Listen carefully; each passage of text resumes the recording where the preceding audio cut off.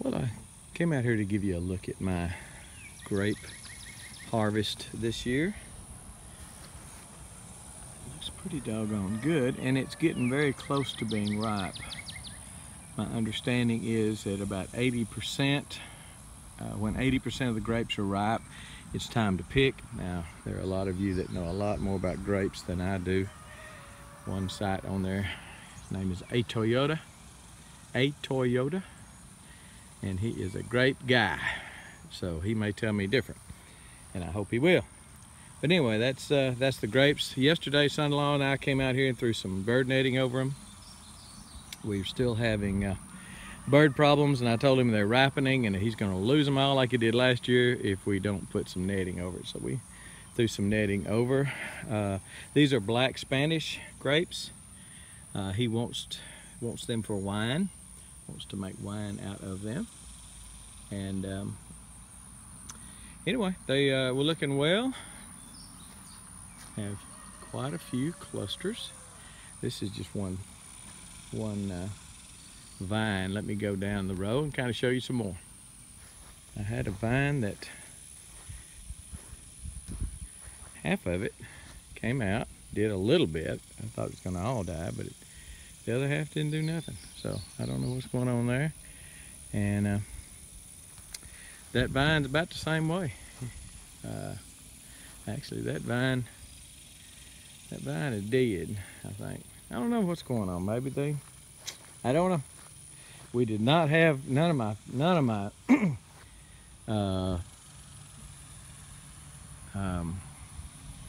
apricot and peach trees did well this year. And you know, that's typical. I've seen there's a guy down the road's got 150 peach trees, and his look as bad as mine. So we didn't have the chilling hours. Nobody got peaches in East Texas this year that I know of. Anyway, there's some more. I digress. Back to the black Spanish. That's the another group, another cluster, another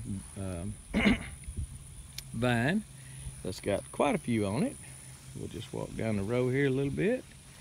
We got some muscadines down on the end we'll go look at in a minute, but that's the black Spanish.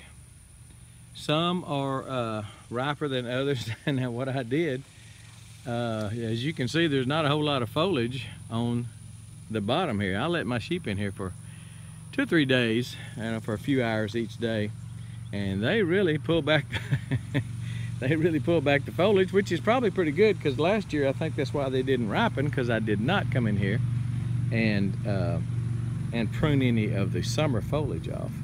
So there's some more all up in there. Those are all black Spanish. Now we're starting to get into some muscadines. These are black Spanish too. And then as you can see, the color changes, the size of the leaf changes. These are muscadines. So let's take a look at the muscadines. See what we got. They're a much later producer. I do have some big ones. Those are not ripe by any means. That should be a black Calvert. And then we've got a bronze. These are bronze, I believe. I can't tell. The vines are so intermingled with each other, it's kind of hard to tell which is which, but I would say that is a bronze, called a bronze Scuppernong. And so we've got a lot of, a few big muscadines and a lot of small ones, and even smaller than that. That is a cluster of muscadines. Another cluster of muscadines. Clusters that will become muscadines if we can keep the birds off of them. Actually, that's as far as maybe I had to use some of that 100 foot of stuff, because that's as far as it goes. So these are vulnerable down here unless I can find another piece of, and I do have another piece of bird netting. And I may go ahead and use it just to see, because I've never really had success at harvesting the muscadines. There's some more back up in there. More here. Not near as prolific as the grapes are. Although my son-in-law has my daughter has a wild muscadine vine or vines. They're up in the trees on the border of their property, and they are just absolutely got 100 pounds, hundreds of pounds perhaps, if you could get to them. So these are black cowart. Then I've got a bronze scuppernong, and then another black cowart. So anyway, that's the grapes and the muscadines, and that's my biggest. Well, there's some more muscadines up in here. Yeah, that's a good cluster of muscadines. That is probably the scuppernongs. It's still a muscadine, but they call it a bronze scuppernong. Don't ask me why. Don't know much about them. Anyway, I'll probably get another piece of bird netting. Got about 20 feet here, and I've got one roll that is 7 by 20. This roll is 7 by 100. So that 7 by 20 should fit perfectly right there. And we'll see if we can get something this year. If we do, I'll show you. He should come pick them pretty dang soon as far as the grapes go. And because we are getting close, I think, on the grapes. Some of them don't look so great. These don't look, you know, don't look super great, but they're not as ripe. Maybe because they have more foliage here. This is the western side, so the western sun would be shaded by this foliage here, and it could be that's why these are not ripening as quickly as the other ones. So not bad. Black Spanish grapes do well in the south, and obviously if it's a Spanish grape, it enjoys the heat. So some big clusters down here. Let me show you those. Look pretty doggone good.